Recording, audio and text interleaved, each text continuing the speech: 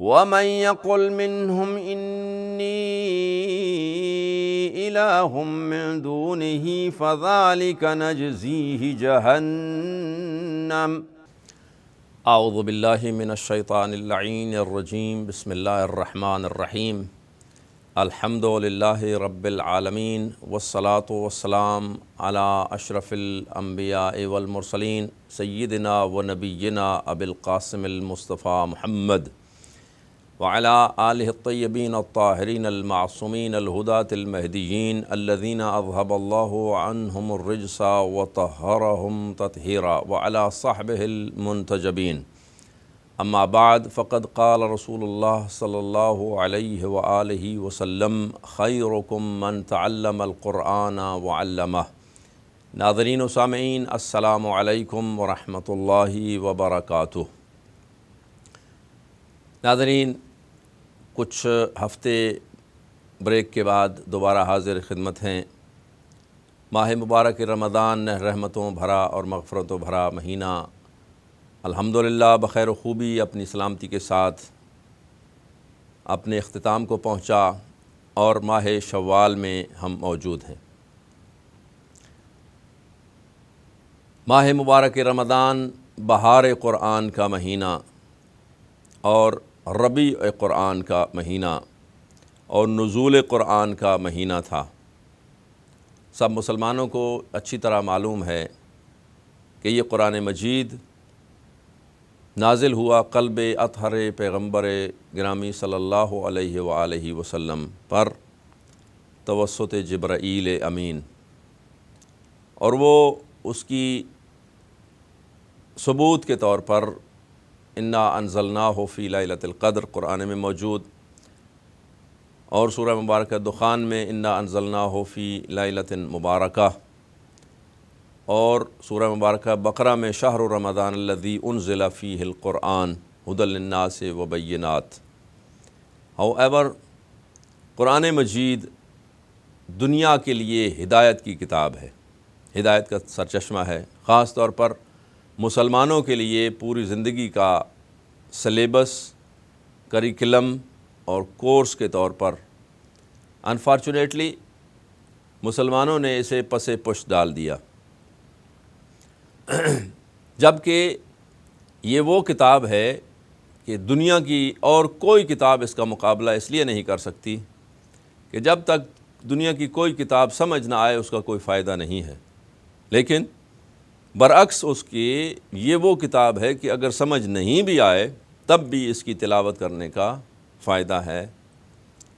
وہ اس کی مثال دے کے سمجھا دوں کہ ایک شخص مسلمان ہوا لیکن عرب نہیں تھا، نان عرب تھا، اور اسے عربی سے کوئی سمجھ نہیں آتی تھی کوئی چیز۔ سب لوگ اس سے پوچھتے تھے کہ اگر تمہیں یہ کتاب سمجھ نہیں آتی تو اس کا فائدہ کیا ہے، اور یہ کیسا دین تم نے چن لیا؟ اور خاص طور پر جب اس کے اکیلے جنگل میں کہیں رہتا تھا اور اپنے مال مویشی کے ساتھ، تو پوتا اس کے ساتھ رہتا تھا، وہ خاص طور پر یہ سوال کیا کرتا تھا۔ تو اس نے کہا کہ جائیے، ایک اس کو بکٹ دی جس کے بہت سارے سوراخ تھے، تو کہا کہ یہ گندی بکٹ ہے اور یہ بھر کے لاؤ پانی کی، قریب میں ہی چھوٹے سے نہر تھی، تو اس سے جب وہ بھر کے لاتا تو پانی سارا راستے میں ہی گر جاتا، جب وہ واپس آتا تو خالی، تو کہنے لگا پھر بھر کے لاؤ۔ تو 4 5 10 دفعہ جب اس کو بھیجا تو پانی تو نہیں ملا، لیکن اس نے اس کو جواب دیا کہ بیٹا پانی تو نہیں مل سکا اور یہاں تک نہیں پہنچ سکا، پر دیکھو بکٹ جو پہلے بہت گندی تھی اب بالکل صاف ہو چکی ہے۔ تو کہنے کا مقصد اس کا یہ تھا کہ اگرچہ مجھے قرآن مجید کما حق سمجھ نہیں آتا، پر یہ میرے دل کے میل کچیل اور زنگ کو صاف کرتا ہوا گزر جاتا ہے۔ however، الحمدللہ والمنہ، گڈ لک اس کے لیے جسے یہ سمجھ بھی آئے اور سمجھنے کے بعد اس پر عمل بھی کرے۔ الحمدللہ کافی جگہوں سے اس کے کمنٹس بھی آئے، ہمارے پروگرام کے اور بڑی خوشی کی بات ہے کہ نجف اشرف جیسے عظیم حوزہ علمیہ میں بھی کچھ علماء اس کو سنتے ہیں اور اپنا قیمتی وقت اس پر خرچ کرتے ہیں۔ تو آئیے، چونکہ اس پروگرام کا نام ہی ہے قرآن سنیے اور سنائیے، زیادہ ڈیٹیل میں نہیں جاتے۔ اس کا ایم یہ ہے کہ قرآن مجید ہر مسلمان اور مومن کو آنا چاہیے، اور اس پروگرام میں قرآن ہم سناتے ہیں اور کال جو ہیں وہ لائیو کھلی ہوں گی۔ آپ کال کر سکتے ہیں، فرمائش بھی کر سکتے ہیں، کوئی پرٹیکولر پارٹ جو سننا چاہیں وہ فرمائش کر سکتے ہیں، یا پھر اگر آپ اس میں پارٹیسپیٹ کرنا چاہتے ہیں، کچھ سنانا چاہتے ہیں تو وہ بھی آپ کر سکتے ہیں۔ اور قرآن سے ریلیٹڈ اگر کوئی سوال ہو تو وہ بھی کیا جا سکتا ہے، جس کا انشاءاللہ اپنی استعداد کے مطابق ہم جواب دینے کی کوشش کریں گے۔ ابھی کھولا تو سورہ مبارکہ شعراء نکلی ہے، تو جو یہ 19واں پارہ ہے، اور یہ سورہ مبارکہ شعراء۔ اس کی ڈیٹیل میں اس لیے نہیں جاؤں گا کہ بہرحال دوسرے پروگراموں میں یہ ڈیٹیلز بیان کی جاتی ہیں۔ ہمارا پروگرام جو ہے اس کا نام ہی ہے قرآن سنیے اور سنائیے۔ بہترین ویسے قرآن مجید کی تلاوت کے بہت سارے طریقے ہیں، اور ان میں سے جو مشہور ترین ہیں وہ 4 ہیں۔ ایک ہے ترتیل، ایک ہے تحدیر، ایک ہے تدویر، اور ایک ہے تحقیق۔ تو سب سے بہتر جو ہے وہ میڈیم بھی ہے، اور انسان جو ہے وہ سمجھ بھی سکتا ہے اور زیادہ بھی پڑھ سکتا ہے، جس کا سورہ مبارکہ مزمل میں ذکر بھی آیا ہے، ورتل القرآن ترتیلا، کہ قرآن مجید کو ترتیل کے ساتھ پڑھو۔ ترتیل مطلب بہت زیادہ تیز بھی نہیں، بہت زیادہ آہستہ بھی نہیں، ٹھہر ٹھہر کے اسے سمجھ کر پڑھنے کو ترتیل کہتے ہیں۔ اور ہم بھی کوشش کرتے ہیں کہ جب آپ کو سنائیں تو وہ ترتیل میں ہی ہو،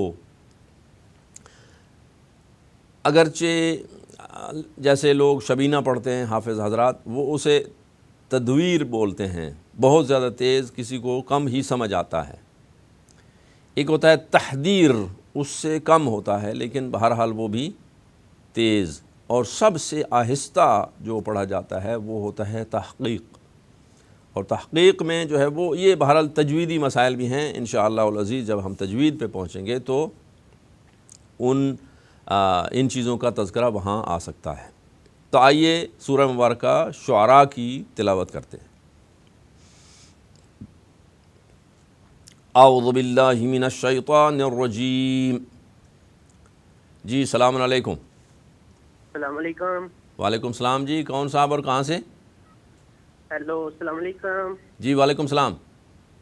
ساجد بات کر رہا ہوں، ساجد صاحب اسپین سے۔ کہاں سے؟ اسپین سے۔ اسپین سے، بسم اللہ، ویلکم۔ تو میں نے علامہ صاحب سے یہ پوچھنا ہے کہ اکثر ادھر میرے دوست ہیں نا، وہ کہتے ہیں آپ جماعت نماز نہیں پڑھتے۔ ادھر میں رہتا ہوں، ادھر سنت ہی زیادہ رہتے ہیں، جی تو وہ مجھے پابند کر کے ساتھ لے جاتے ہیں۔ جی، کیا ان کے ساتھ میں نماز پڑھ سکتا ہوں یا نہیں پڑھ سکتا؟ اہل سنت کے ساتھ؟ جی جی جی بالکل پڑھ سکتے ہیں، ان کے پیچھے نیت کر سکتا ہوں؟ بالکل پیچھے نیت کر سکتے ہیں۔ نماز جمعہ؟ نماز جمعہ بھی ہو، 5 گانا نمازیں ہوں، کسی حالت میں بھی آپ نماز پڑھ سکتے ہیں۔ اچھا، کوئی مسئلہ نہیں ہے۔ کسی ایک اور عالم دین سے میں نے پوچھا تھا، وہ کہتے ہیں ہو ہی نہیں سکتی۔ میں نے کہا ابھی میں پروگرام آپ کا دیکھ رہا تھا تو میں نے کہا چلو۔ نہیں بیٹا جی، آپ بالکل تسلی بخش اور اپنے ذہن کو سکون کے ساتھ پڑھ سکتے ہیں۔ اچھا، کوئی مسئلہ نہیں ہے؟ بالکل بھی کوئی نہیں۔ آپ مقلد ہیں کسی مجتہد کے کہ نہیں؟ ابھی تک تو نہیں ہوں بیٹا جی، اس کا بہترین حل یہ ہے کہ کسی لوگوں کے سوالوں سے بچنے کے لیے آپ تقلید کریں ایک مجتہد کی جو جامع شرائط ہے۔ کسی مولوی کا، میری اور کسی اور مولوی کی کمپیئر بھی نہ کریں، اور پوچھنے کی ضرورت بھی نہیں پڑے آپ کو۔ آپ جب کہیں گے کہ جی میں آیت اللہ العظمہ سیستانی، آیت اللہ العظمہ خامنائی، آیت اللہ العظمہ مکارم، آیت اللہ العظمہ وحید خراسانی، یہ بزرگان جو ہیں ان میں سے کسی ایک کی جب تقلید کریں گے تو اس وقت ڈائریکٹلی آپ پوچھیں گے مولانا مجھے میرے مجتہد کا فتویٰ بتائیے کہ میری نماز فلاں کے ساتھ میرا مجتہد کیا کہتا ہے، بڑا ایزی ہو جائے گا اور آپ کے دل کو سکون بھی ہوگا اور آپ کے بہت سارے مسائل حل ہو جائیں گے۔ بیٹا جی آپ تقلید کریے ایز سون ایز پاسبل، تاکہ آپ کی نیکسٹ نماز جو ہے وہ کسی ذمہ دار کے مطابق جو ہے ادا ہو۔ اب تو جو ہے وہ خدا جب پوچھے گا کہ آپ نے کیا کیا ہے، کیسے پڑھی ہے، تو آپ کہیں گے جی ابا نے کہا، اماں نے کہا، کسی دوست نے کہا، وہ کوئی جواب نہیں ہے۔ تو خداوند ذوالجلال آپ کی توفیقات میں اضافہ بھی فرمائے اور آپ کو اور علم بھی انشاءاللہ عطا فرمائے، پر بہترین طریقہ یہ ہے کہ آپ تقلید فرما لیں اور بہت سارے سوالوں کے جواب خود بخود آپ کو مل جائیں گے۔ میں گیا تھا مسجد میں، میرے ادھر جو ساتھی ہیں نا اہل تشیع، جی جی وہ کہتے ہیں کہ جو آپ نے پہلے نمازیں پڑھی تھی نا جی ادھر پاکستان میں یا ادھر یا بیلجیم میں، جہاں جہاں آپ نے پڑھی تھی وہ سب ابھی ضائع ہو گئی ہیں۔ کوئی ضائع نہیں ہوئی ہے انشاءاللہ، آپ بالکل دل سے سکون سے رکھیں، لیکن بات یہ ہے کہ کسی کے ذمہ لگانے کے لیے آپ کو تقلید کرنا پڑے گی ایک مجتہد کی۔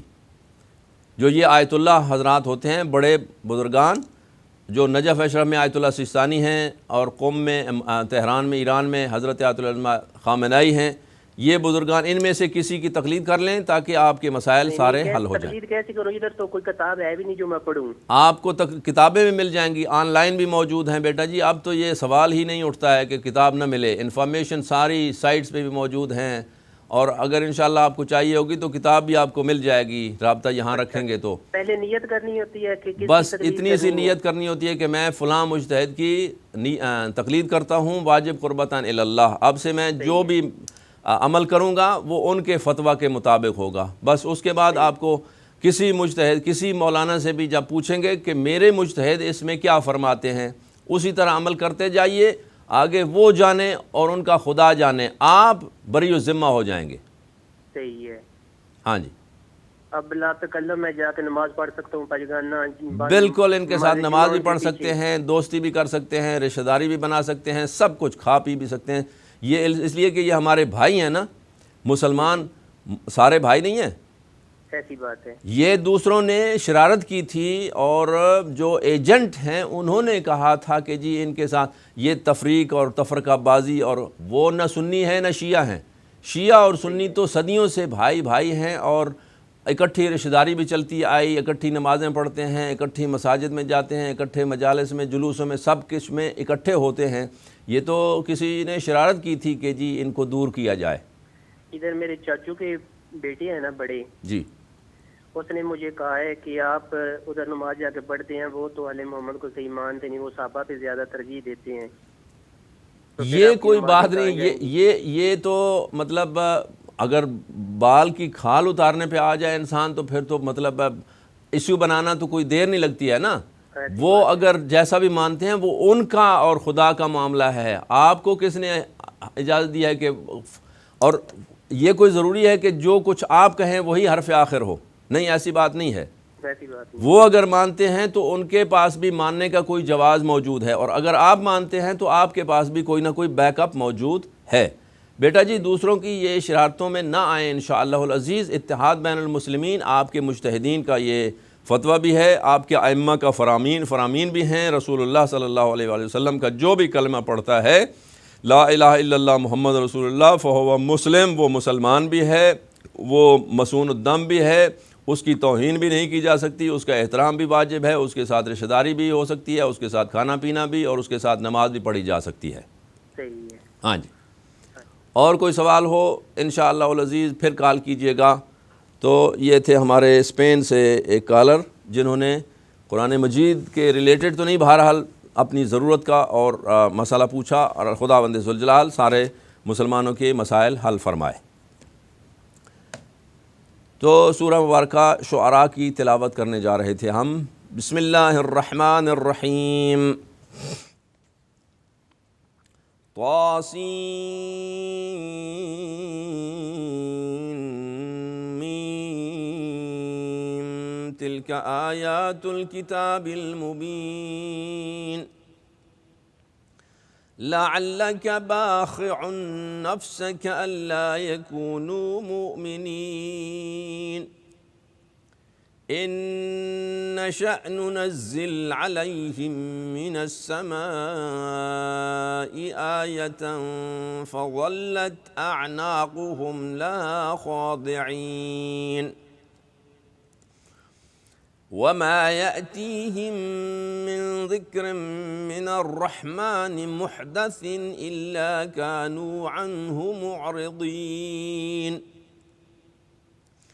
فقد كذبوا فسيأتيهم أنباء ما كانوا به يستهزئون أولم يروا إلى الأرض كم أنبتنا فيها من كل زوج كريم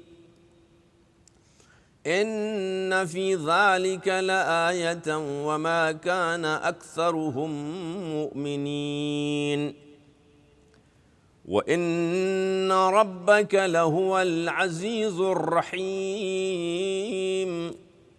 وإذ نادى ربك موسى أن ائت القوم الظالمين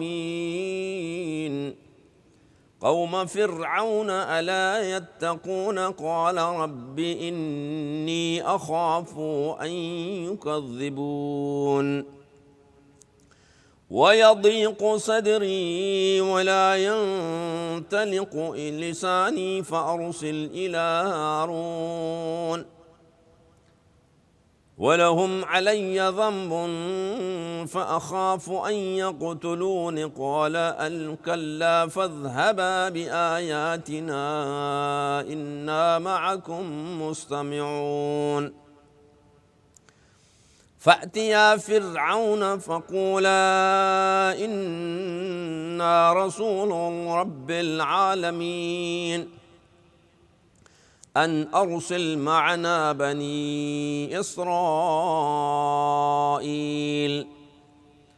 قال ألم نربك فينا وليدا ولبثت فينا من عمرك سنين وفعلت فعلتك التي فعلت وأنت من الكافرين قال فعلتها إذا وأنا من الضالين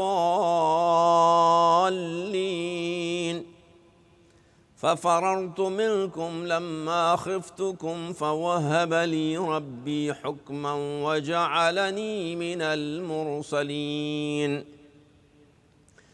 وتلك نعمة تمنها علي أن عبدت بني إسرائيل قال فرعون وما رب العالمين قال رب السماوات والأرض وما بينهما إن كنتم موقنين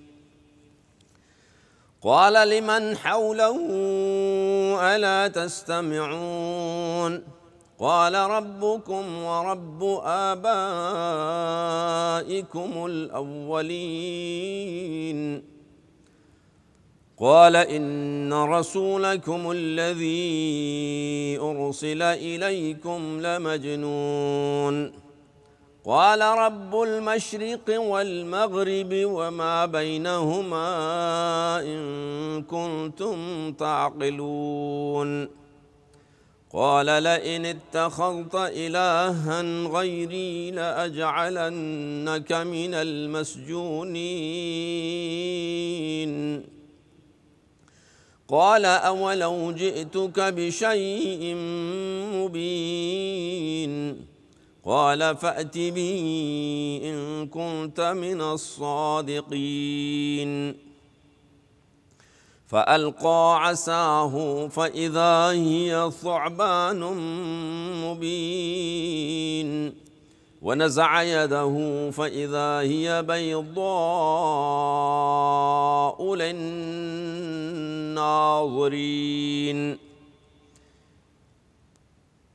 قال للملأ حوله إن هذا لساحر عليم يريد أن يخرجكم من أرضكم بسحره فماذا تأمرون قالوا أرجه وأخاه وابعث في المدائن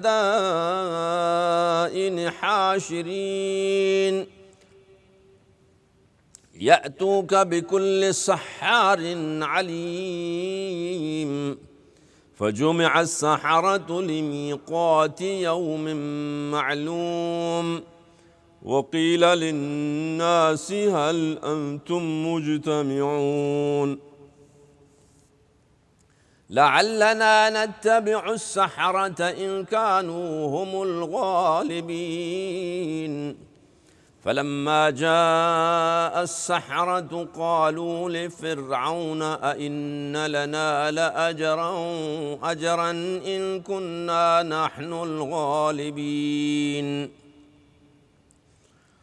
فلما جاء السحرة قالوا لفرعون أئن لنا لأجرا إن كنا نحن الغالبين قال نعم وإنكم إذا لمن المقربين قال لهم موسى ألقوا ما أنتم ملقون فألقوا حبالهم وعصيهم وقالوا بعزة فرعون إنا لنحن الغالبون فألقى موسى عصاه فإذا هي تلقف ما يأفكون فألقي السحرة ساجدين قالوا آمنا برب العالمين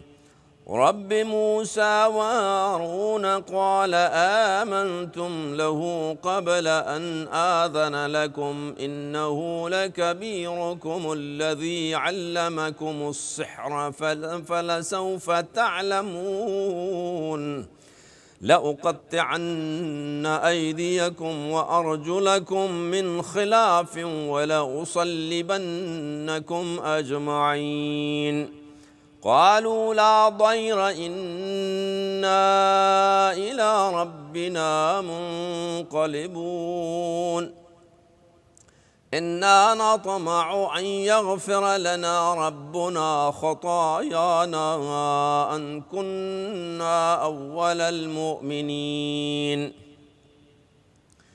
وأوحينا إلى موسى أن أسر بعبادي إنكم متبعون فأرسل فرعون في المدائن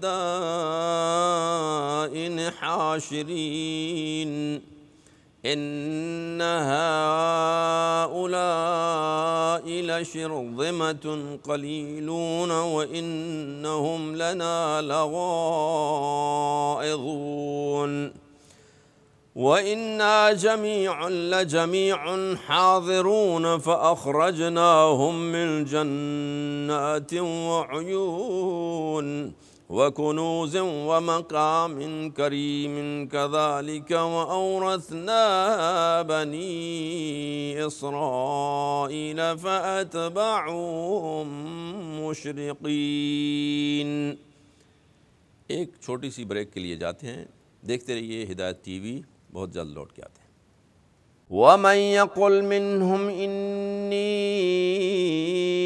إِلَٰهٌ مِّن دُونِهِ فَذَلِكَ نَجْزِيهِ جَهَنَّمَ